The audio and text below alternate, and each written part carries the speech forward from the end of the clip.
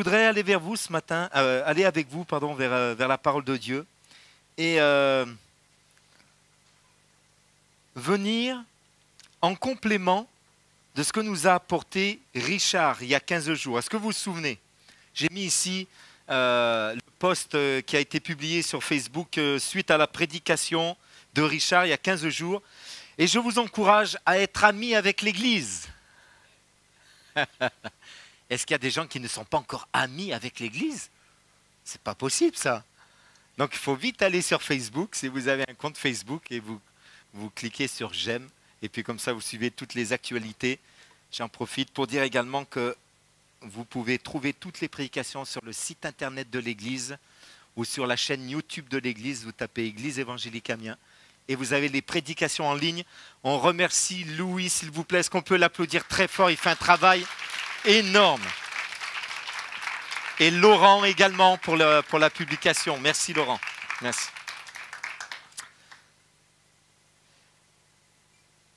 Richard donc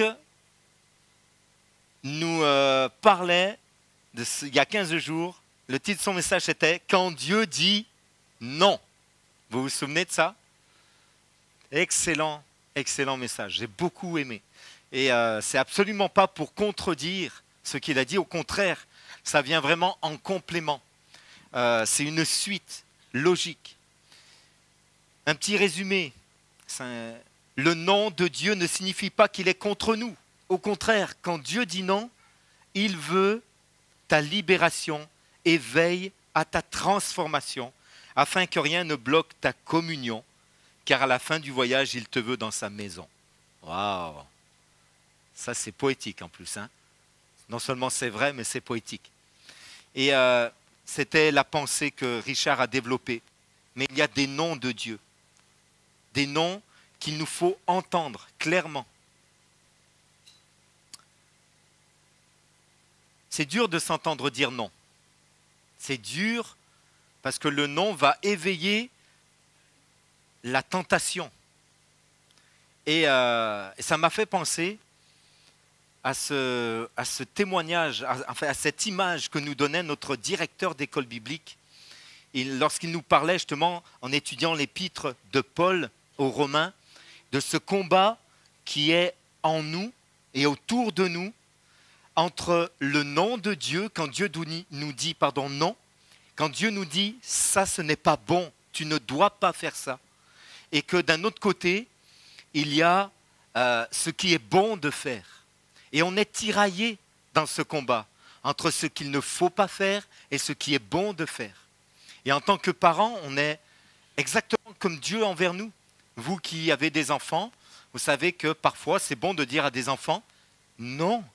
Ça, ce n'est pas bon. Tu ne dois pas faire ça parce que c'est mauvais. Ça ne va pas t'apporter du bien. Tu vas être mal, tu vas commettre le mal. Tu vas souffrir avec ça. Et on doit dire non. Et ça doit s'entendre. Mais de l'autre côté, on est là aussi pour dire à nos enfants, ça c'est bon de le faire. Voilà ce que tu dois pratiquer. Et c'est bon de ranger ta chambre. C'est bon de débarrasser la table.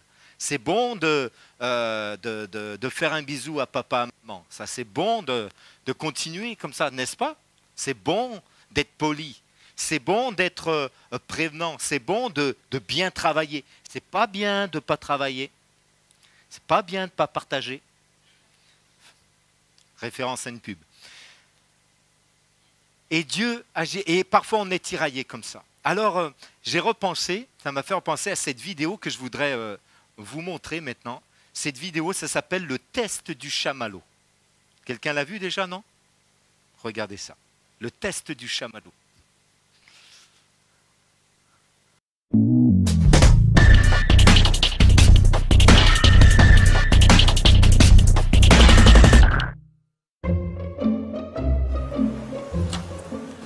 Okay, sit in that chair.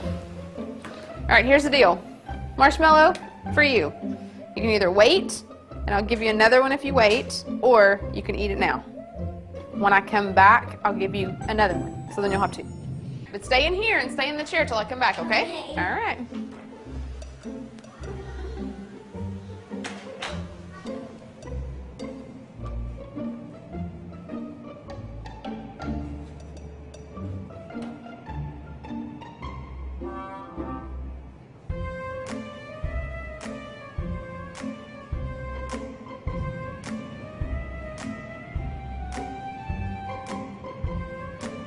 gonna go do something and then I'll come back.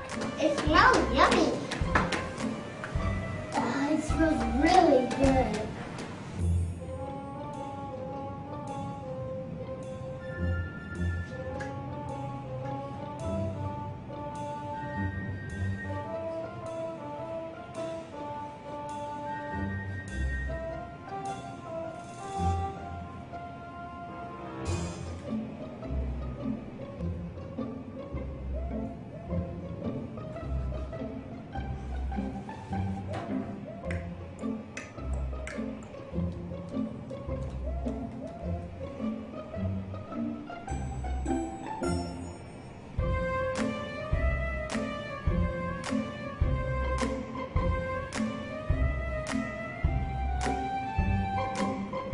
So it's up to you. You can have it now or you can wait.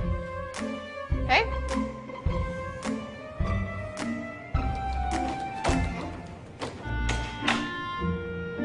I'll be back.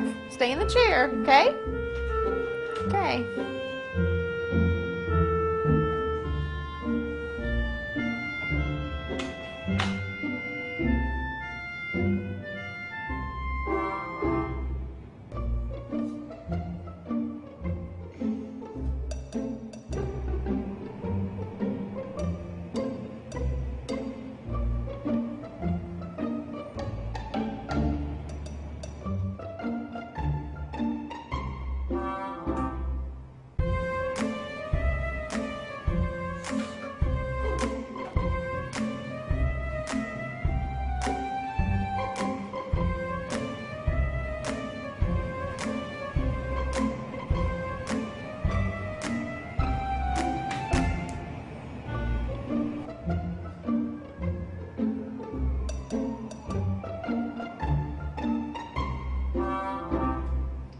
All right, so I'm gonna leave and then I'll come back, okay?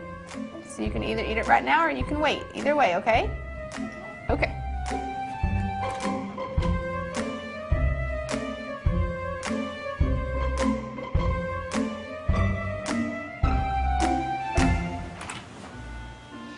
How'd you do? Did you do good? You did? Yeah. You wanted to eat it, didn't you? Yeah. So did I tell you to give you another one? Okay, now you can have both. You need them.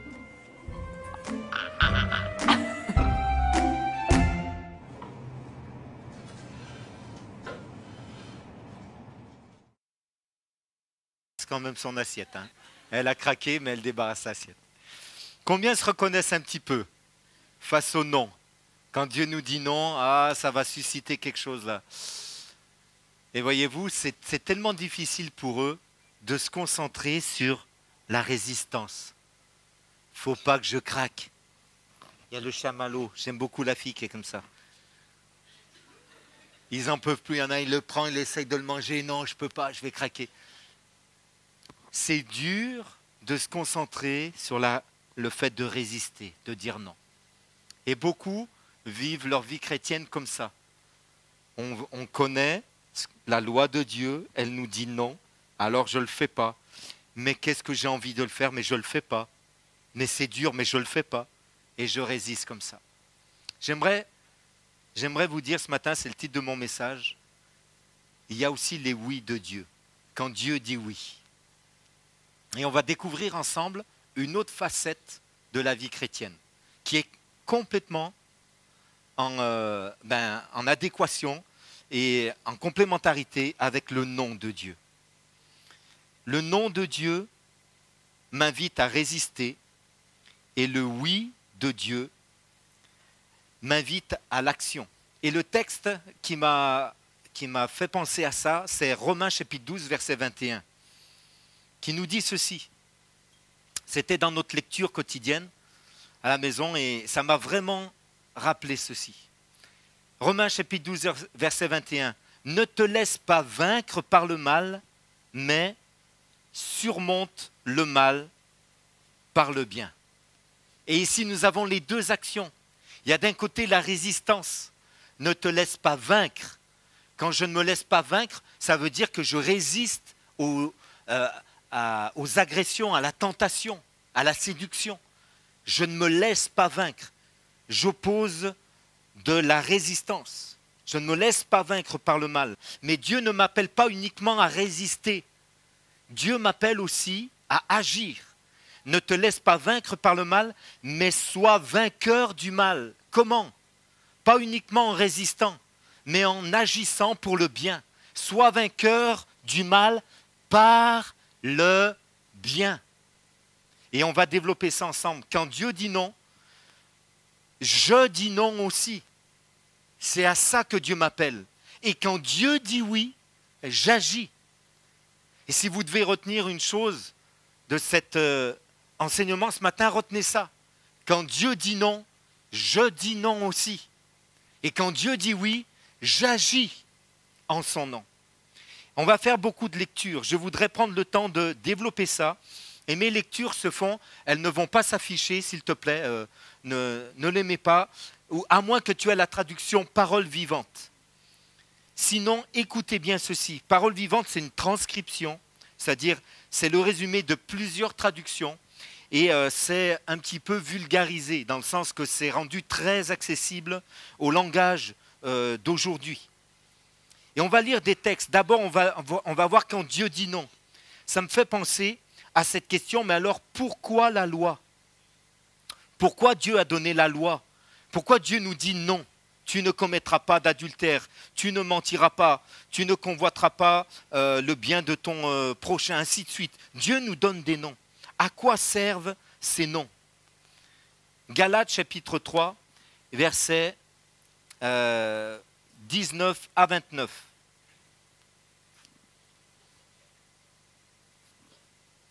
Alors je lis pour vous.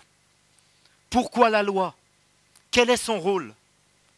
Elle a été surajoutée pour mettre en évidence les transgressions de l'ordre divin et rendre les hommes conscients de leurs péchés. Voilà pourquoi la loi a été donnée. Pour mettre en évidence la transgression du commandement et rendre les hommes conscients de leurs péchés. La loi serait-elle donc en contradiction avec les promesses de Dieu? Pas du tout. Pas le moins du monde, pardon. Sans doute s'il avait été donné une loi capable de procurer la vraie vie, et s'il existait des gens capables d'observer parfaitement cette loi, il serait alors approuvé de Dieu. Dans ce cas, la loi serait effectivement un moyen d'être à l'abri de tout reproche. Autrement dit, si la loi, on pouvait l'accomplir, alors on n'aurait pas eu besoin, après la loi, de la promesse de Dieu qui s'obtient par la foi. Si la loi avait suffi pour que ta vie change, Dieu n'aurait pas envoyé son Fils Jésus-Christ mourir pour toi. Si la loi, si le nom de Dieu t'avait suffi pour changer ta vie, Dieu n'aurait pas envoyé son Fils mourir à cause de tes péchés, parce que ta vie aurait changé avec la loi. Mais il ne se trouve personne capable d'accomplir la loi. L'apôtre Paul ailleurs dit, est-ce que la loi est mauvaise? Absolument pas. La loi est parfaite, elle est bonne, elle est juste, mais elle révèle que je suis imparfait, que je ne suis pas capable de répondre à ces exigences qui sont bonnes. Et ailleurs, l'apôtre Paul dit que celui qui pêche contre un commandement se rend coupable de tous. Or, nous avons tous péché contre au moins un commandement de Dieu. Nous n'avons pas aimé Dieu de tout notre cœur et nous ne l'avons pas honoré comme Dieu tout le temps. Nous avons transgressé la loi. Le non, nous n'avons pas pu y obéir. Donc, ce n'est pas que le non est mauvais. Dieu sait ce qui est bon pour nous et il nous dit, ça, ce n'est pas bon pour toi. Mais je ne suis pas capable de résister. Je suis comme la petite fille qui a pris le chamallow tout de suite. Il y en a, ils ont pris le temps, il y en a, ils ont fait semblant, ils ont juste rogné le chamallow, ils l'ont reposé comme si de rien n'était. Il y en a, ils ont goûté un petit peu, ils se sont dit non, non, moi j'ai rien fait. Mais Dieu sait très bien, et vous savez, chacun d'entre nous sait que personne n'a observé vraiment les commandements de Dieu. Donc la loi, elle n'a fait que nous enfermer dans le péché. Et ce que l'on attendait, c'était la foi. C'est ce que nous dit le texte ici. La loi était, juste, l'apôtre Paul prend 2 images. La loi était-elle donc en contradiction? Pas du tout. Mais les choses sont tout autres. D'après le témoignage de l'Écriture, l'humanité tout entière vit sous la domination du péché. Seuls les croyants participent à la bénédiction qui s'obtient par la foi en Jésus-Christ. Avant l'ère de la foi en Jésus-Christ, nous étions enfermés comme dans une prison, étroitement gardée par la loi qui était notre geôlière. La loi me condamnait et elle me gardait. Et j'attendais le seul moyen de sortir de cette prison, c'est que je puisse placer ma foi dans le Sauveur qui me délivrerait de cette prison. Et le Sauveur est Jésus-Christ. Donc la loi m'a gardé prisonnier jusqu'à ce que Jésus-Christ vienne me libérer. Maintenant, vous tous qui croyez en Jésus-Christ, vous êtes fils de Dieu à cause de votre foi. Vous êtes admis dans la communion de Jésus-Christ. Oui, vous tous, lorsque vous avez été baptisés pour le Christ, immergés dans la communion spirituelle avec lui, vous vous êtes revêtus de Christ, vous avez pris sa ressemblance. Si donc vous appartenez, vous êtes héritiers des promesses qui s'obtiennent par la foi et non par l'observation des commandements de Dieu qui nous disent non. C'est la foi qui nous fait rentrer dans la bénédiction. Et pas simplement parce que j'observe les noms. Pourquoi la loi? Pour me garder dans la prison et me faire prendre conscience de mon péché. Alors quand Dieu dit non, je dois reconnaître qu'il a raison et que je suis pécheur. C'est par là que commence la bénédiction pour ta vie. Reconnais que Dieu a raison, que ce qu'il dit est bon et reconnais que tu es pécheur. Parce que là, tu vas pouvoir dire non aussi avec Dieu. Quand Dieu dit non, je dois dire non aussi. Et là, c'est Romains chapitre 6 qui nous le dit. L'apôtre Paul fait une démonstration magistrale sur le fait qu'on doit être condamné avec le péché pour revivre par la foi.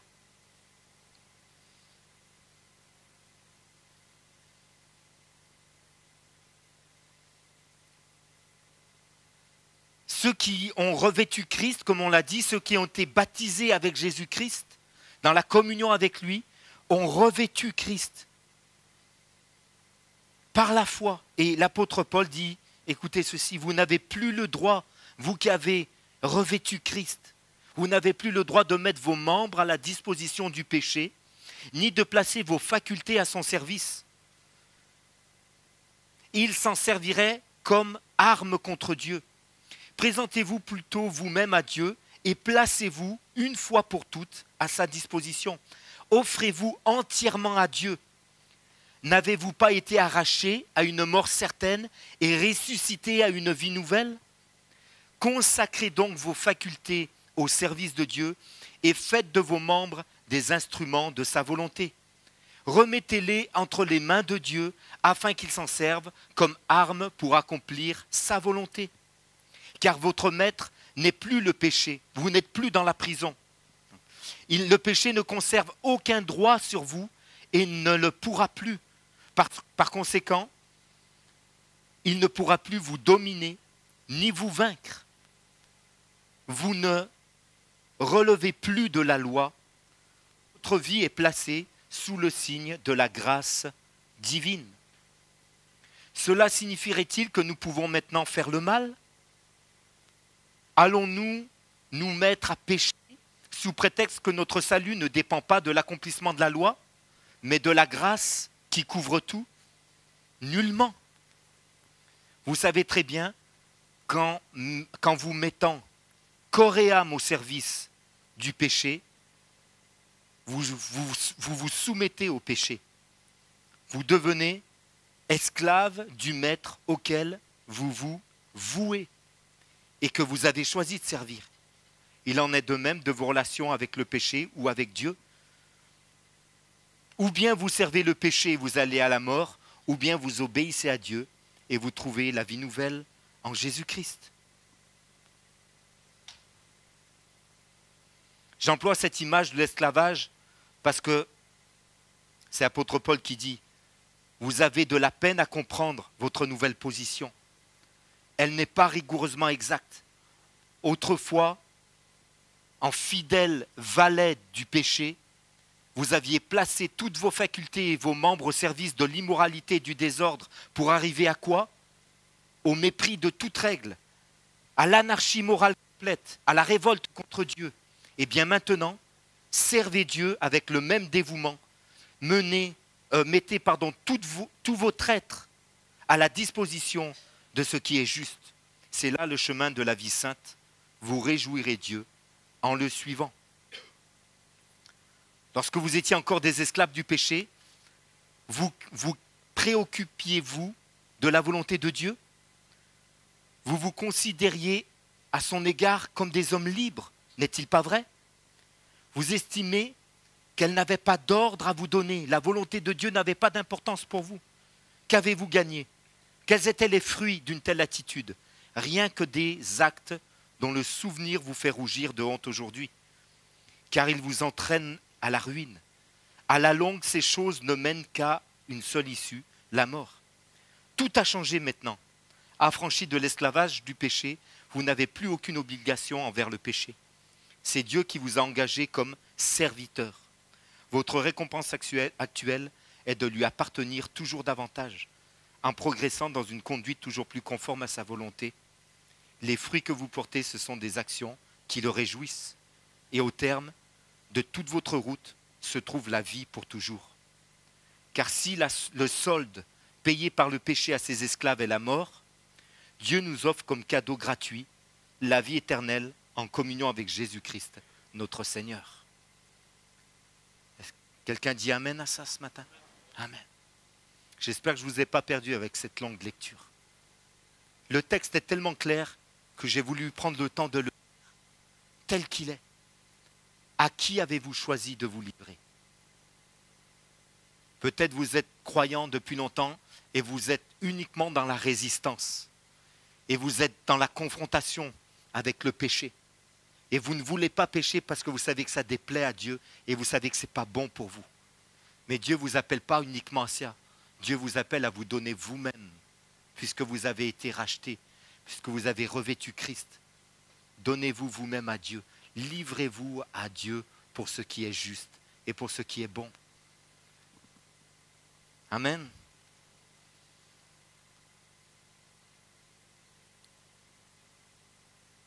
Quand Dieu dit oui, il change notre mentalité.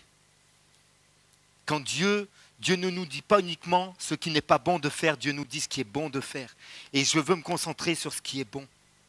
Je veux résister à ce qui est mal et je veux me concentrer sur ce qui est juste. Ce n'est pas parce que, encore une fois, je vais uniquement me concentrer sur ce qui est bon, d'adorer Dieu, d'aimer mon prochain, d'être respectueux, d'honorer ceux à qui on doit l'honneur. Ce n'est pas parce que je vais faire ça que automatiquement je vais avoir réglé mon problème avec le péché. Il me faut les deux attitudes, résister et me donner à la justice. Il me faut les deux attitudes. Et lorsque je fais cela, je suis sur le chemin de la victoire. Ma mentalité change. Je ne suis pas concentré uniquement sur ce qu'il ne faut pas faire. Je suis concentré sur ce qui est bon de faire. Romains chapitre 12 nous dit ceci. Je vous demande donc, frères, à cause de la bonté que Dieu vous a témoignée, de lui consacrer votre être tout entier, que votre corps, vos forces et toutes vos facultés soient mises à sa disposition comme une offrande vivante, sainte et qui plaise à Dieu. C'est là le culte spirituel qui a un sens, un culte logique, conforme à ce que la raison vous demande. Ne vous coulez pas simplement dans le moule de tout le monde. Ne conformez pas votre vie aux principes qui régissent le siècle présent. Ne copiez pas les modes et les habitudes du jour. Laissez-vous plutôt entièrement transformer par le renouvellement de votre mentalité. Voilà ce que Dieu fait. C'est ça le oui de Dieu. Il ne te dit pas résiste de toutes tes forces, il te dit change de mentalité. Change et fais ce qui est bon. Adoptez une attitude intérieure différente. Donnez à vos pensées une nouvelle orientation afin de pouvoir discerner ce que Dieu veut de vous. Ainsi, vous serez capable de reconnaître ce qui est bon à ses yeux, ce qui lui plaît et ce qui conduit à une réelle maturité.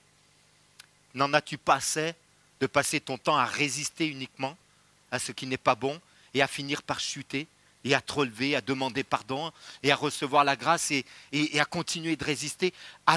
Est-ce que tu n'as pas envie juste de faire ce qui est bon, de te livrer à ce qui est bon, de faire ce qui est digne d'approbation?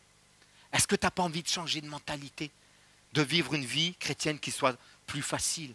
Alors, quand Dieu dit oui, agis comme Dieu te demande d'agir.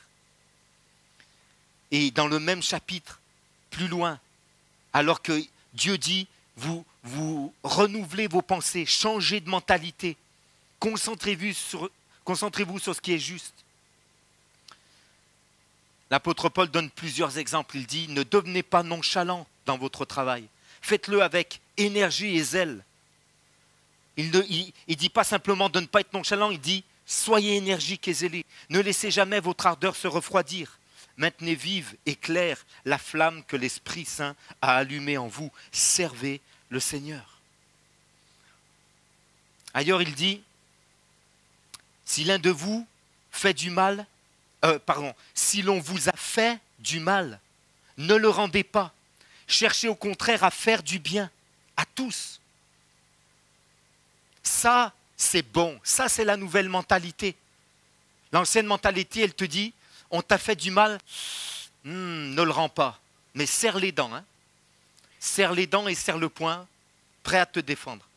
La nouvelle mentalité, elle me dit, on t'a fait du mal. C'est même pas suffisant que tu réagisses pas. Déjà, ne rends pas le mal pour le mal, on est tous d'accord. Ne réagis pas, c'est bien. Mais fais le bien, c'est mieux. Vous êtes d'accord avec ça? C'est ça, c'est à ça que Dieu nous appelle. C'est ça la mentalité qui est renouvelée, qui est changée. C'est ça ne pas se conformer au siècle présent, à ce monde d'aujourd'hui, à la mentalité d'aujourd'hui, dans tous les domaines. Le plus facile et le plus clair, c'est dans les relations, dans les relations sexuelles, pour les jeunes. C'est difficile pour des jeunes de résister. Le monde te dit, connais ta fiancée. Tu ne vas pas te marier comme ça, mon ami, c'est pas possible, c'est de la folie. Mais la mentalité de Dieu dit, sois fidèle jusqu'au mariage, honore le mariage et Dieu va te bénir. Mets Dieu en premier et Dieu te bénira en toutes choses. Ça va contre la pensée. Non, le monde nie, connais, ne résiste pas, c'est de la folie de résister. Et toi, peut-être tu dis, oula, si déjà j'arrive à résister, c'est bien. Mais il y a quelque chose de mieux que juste de résister. C'est de bâtir la confiance et d'honorer le mariage. Et d'honorer Dieu, c'est encore mieux. Pas de amen aujourd'hui, hein? Donc j'agis. Pour vous, verset 20, agissez suivant cet autre texte. Si ton ennemi a faim, donne-lui à manger. S'il a soif, donne-lui à boire. Par là, tu l'aideras à prendre conscience de sa manière d'agir envers toi et à trouver le moyen de changer. Ne laissez jamais les rênes de votre conduite entre les mains du mal. Au contraire, prenez l'offensive et triomphez du mal par le bien. C'est le verset qu'on a lu, notre verset de référence. Ne te laisse pas vaincre par le mal, mais surmonte le mal par le bien. Donc la grâce va plus loin que la loi. La loi me dit non, ne commets pas le mal. La grâce me dit oui, pratique le bien. J'ai fait de hautes études théologiques, les amis, pour vous sortir ça aujourd'hui.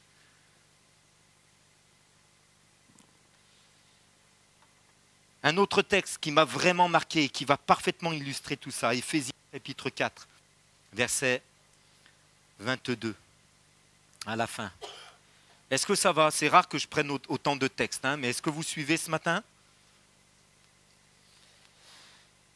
Si donc vous avez reçu le véritable enseignement chrétien, vous avez appris qu'en communion avec le Christ, vous devez quitter les vieilles habitudes de votre ancienne manière de vivre. Vous devez vous dépouiller de votre vieux moi, le vieux Tony. Mettez votre prénom. Hein. Avant, ce vieux moi, d'avant votre conversion à Dieu. C'était là votre vieille nature qui allait à sa ruine et qui se corrompait sous les poussées des désirs séducteurs, en suivant les illusions décevantes qu'engendraient les passions. Waouh, c'est bien décrit, hein? Il faut que l'inspiration de vos pensées soit renouvelée, que votre cœur soit transformé et que toute votre attitude mentale et spirituelle soit changée. Habillez-vous de neuf. Mettez les vêtements propres de la vie nouvelle dont Dieu a créé le modèle à son image. Cette vie se manifestera par la vie juste et sainte que produit la vérité. C'est pourquoi, là c'était la théorie, c'est pourquoi défaites-vous du mensonge, rejetez tout faux semblant. Tout va bien, je suis bien. Mais que chacun de vous aborde son prochain en toute vérité. Ne sommes-nous pas tous membres les uns des autres? Verset 26, si vous vous emportez, ne commettez pas de péché. Donc si vous vous mettez en colère, ne laissez pas le champ libre à votre colère. Ça, c'est votre ancienne manière de vivre. La colère, vous l'entreteniez, vous la laissiez monter. C'était comme une pression, une cocotte minute, et ça explosait, et tout le monde en recevait pas des bénéfices, malheureusement. Au contraire, que votre ressentiment s'apaise. Donc ne donnez pas accès à votre adversaire. Que le voleur cesse de dérober. Ça, c'était votre ancienne manière de vivre. Ça, c'est le non. Non, ce n'est pas bon de vivre du vol. Ce n'est pas ce que Dieu veut. On est tous d'accord avec ça. Que le voleur cesse de dérober. Voilà maintenant ce qui est bon. Qu'il cherche à travailler assidûment de ses mains. On est d'accord avec ça? Ça, c'était avant. Ça, c'est pas bon. Mais au contraire, qu'il travaille de ses propres mains. Ça, c'est bien. Qu'il subvienne à ses besoins par ses propres mains. Mais il y a quelque chose de mieux encore. Qu'il apprenne à travailler donc de ses propres mains et apprenne non seulement à gagner honnêtement sa vie, mais encore à secourir ceux qui sont dans le besoin. Ça, c'est mieux. Amen. Ça, c'est encore mieux. Que le voleur dise non, la loi, tu as raison. Ce que je fais, ce n'est pas bien. Voler, ce n'est pas une manière digne de vivre. Ça n'honore pas Dieu. La bonne manière de vivre, c'est que je travaille et que je subvienne à mes besoins, parce que Dieu honore ça. Mais ce qui est encore mieux, ce qui va glorifier Dieu, c'est que je prenne de l'argent que j'ai gagné et que je bénisse ceux qui sont dans le besoin. C'est ça qui a changé. C'est ça la grâce. C'est ça la grâce de Dieu. Est-ce que tu peux dire à ton voisin, gentiment, c'est ça la grâce de Dieu? Ça, c'est la puissance de la grâce.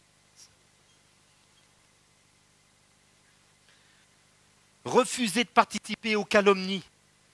Ne laissez aucun propos blessant ou inconvenant ou simplement inutile franchir le seuil de vos lèvres. J'aime bien cette expression.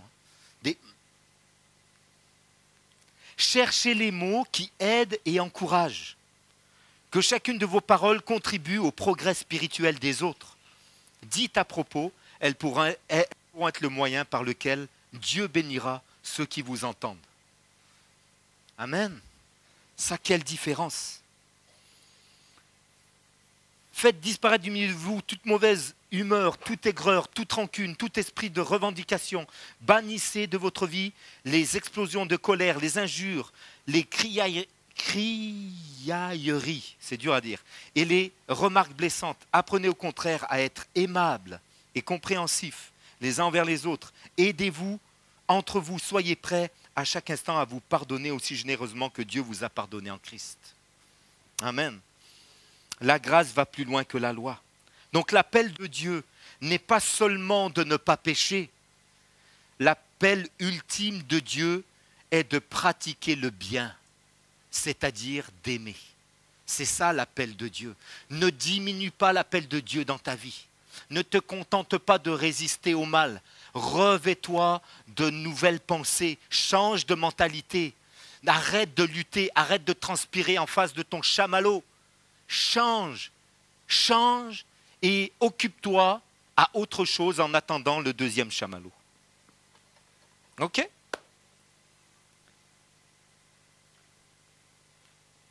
Voilà ce que Dieu fait pour nous. Il va résumer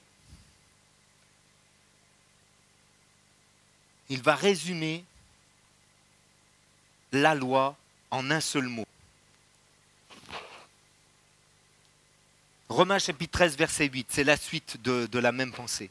Ne restez redevable de rien à personne, sauf d'aimer, car l'amour est une dette dont nous ne pourrons jamais nous acquitter. D'ailleurs, celui qui aime satisfait à toutes les obligations de la loi. Écoutez ceci. Tu veux observer toute la loi? Pratique le bien. Aime. En effet, les commandements comme tu ne prendras pas la femme d'un autre ou le mari d'une autre, tu ne tueras pas, tu ne déroberas pas, tu ne chercheras pas à posséder toujours davantage, et tous les autres préceptes se trouvent résumés en une seule parole. Aime ton prochain comme tu t'aimes toi-même. Celui qui aime son prochain ne saurait lui causer de tort. Par conséquent, l'amour implique le plein accomplissement de tous les commandements. Amen. Donc l'appel de Dieu n'est pas seulement de ne pas pécher, l'appel ultime de Dieu est de pratiquer le bien, c'est-à-dire d'aimer. Et je conclus, avant de vous donner un témoignage personnel avec ceci. Quand je résiste au mal, j'honore Dieu. Vous l'avez compris, ça c'est bien, il faut le faire.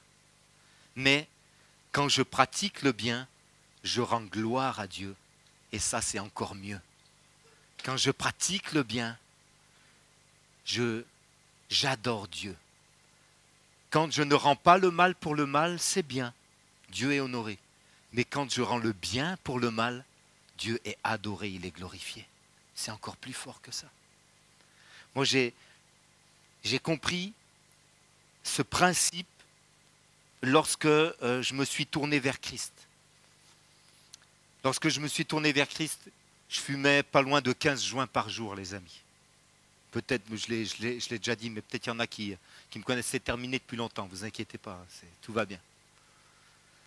Mais j'étais tellement sans but dans le monde que je me levais le matin, la première chose que je faisais à jeun, c'était un joint. Et puis, j'arrivais avant le lycée, un autre joint. Et à 10h, un autre. Et à midi, un autre. Et après le repas, un autre. Et ainsi de suite. Une dizaine, une quinzaine de joints par jour. Tout le temps, dès que je pouvais. Quand je me suis tourné vers Christ, Dieu a tellement mis la paix dans mon cœur que j'avais plus besoin d'artifice. J'avais plus besoin de ça pour me sentir bien, pour échapper à la réalité. La réalité était belle, j'étais une nouvelle créature en Jésus-Christ. Tout ça, du jour au lendemain, ça a été terminé, du jour au lendemain. Mais j'avais quelque chose que j'avais du mal à laisser, c'était le tabac. Le tabac, j'y tenais, je ne sais pas pourquoi, c'était mon chamallow. C'était mon chamallow et je le mangeais. Alors, je m'étais acheté des paquets de chamallow. De paquets de tabac, vous comprenez. Hein? Et je priais comme ça, Seigneur, tu m'as délivré de la drogue, délivre-moi s'il te plaît du tabac. Mais quand j'avais plus de cigarettes, j'allais au bureau de tabac, acheter un paquet. Seigneur, tu ne m'as pas encore délivré, oh Seigneur, s'il te plaît, délivre-moi du tabac. Et puis un jour, le Seigneur me dit, ça fait mal, hypocrite. Comment? Moi, Seigneur, jamais de la vie, Seigneur, c'est pas possible. Je te prie de tout mon cœur. Tu demandes et tu ne reçois pas. Je lis ce texte. Parce que tu demandes mal. Tu demandes dans le but de satisfaire tes passions. Pouh! Ah, ça fait mal ça, Seigneur. Comment ça? Et là, tout s'est éclairé dans ma tête. Et là, j'ai compris pourquoi Dieu me disait, ta prière est hypocrite. Parce que tu pries, mais tu te débarrasses de l'affaire. Tu dis, c'est pas de ma faute, c'est de la tienne, Seigneur, tu ne m'as pas délivré. Et quand j'avais plus de cigarettes, j'allais acheter un paquet. Et donc, je remettais la faute à Dieu. Et Dieu m'a dit, clairement, jette ton paquet, jette tout, arrête. Quand je te dis non, c'est non. Et après, je te délivrerai. Mais moi, j'attendais qu'il me délivre pour arrêter. Vous comprenez? Seigneur, j'arrive pas à arrêter, donc je continue. Seigneur, tu ne m'as pas délivré, donc je continue. Non, Dieu dit non. Quand c'est non, c'est non. Arrête. Et quand tu vas arrêter, je vais te délivrer. Ok, donc là, c'était différent cette fois, les amis. Donc j'ai pris mon paquet, mes briquets, toute ma collection, mes boîtes d'allumettes, j'ai tout mis à la poubelle. Et là, j'étais mal. Aïe, aïe, aïe, Seigneur. J'avais le réflexe. J'avais mes habitudes. Je prenais mon paquet. À la sortie du repas, hop, cigarette. Ah, ben j'en ai plus.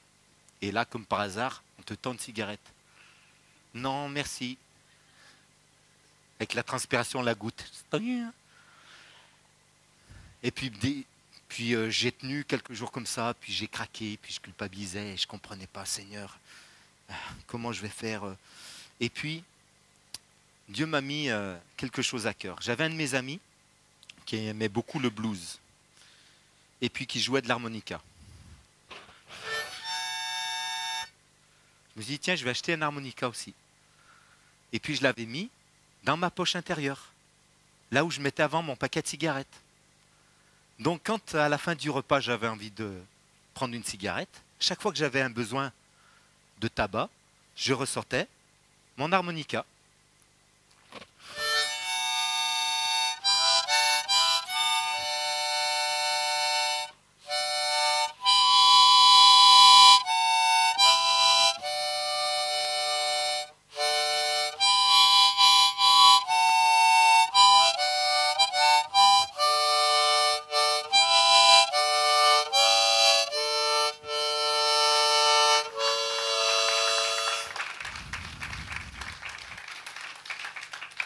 Et je me mettais à louer Dieu.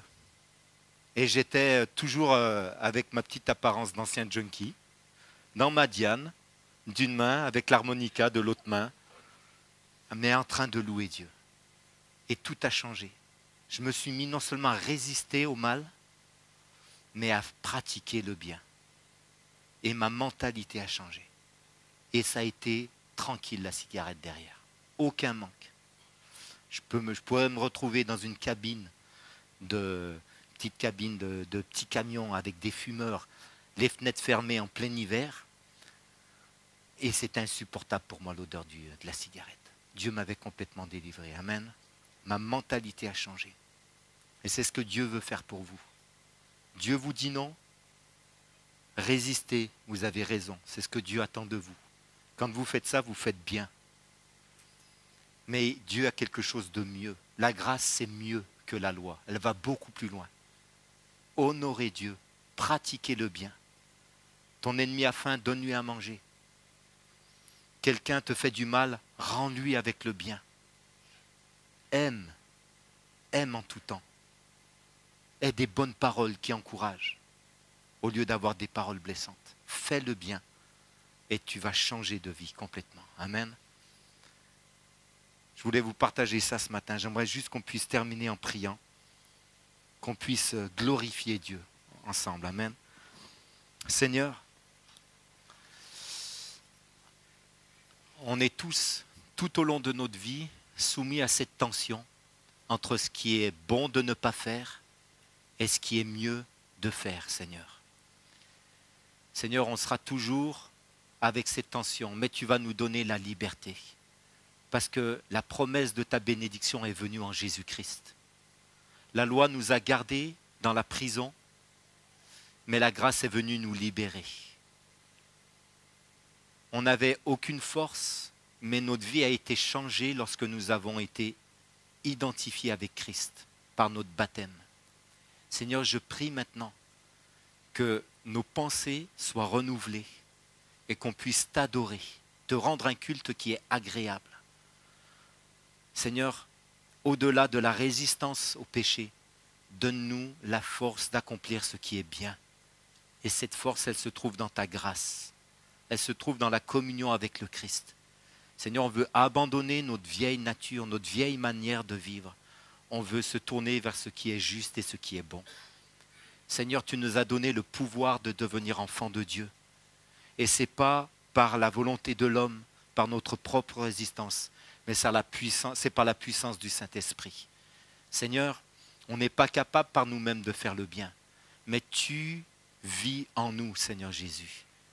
Et notre cœur maintenant, c'est de te louer, de t'adorer.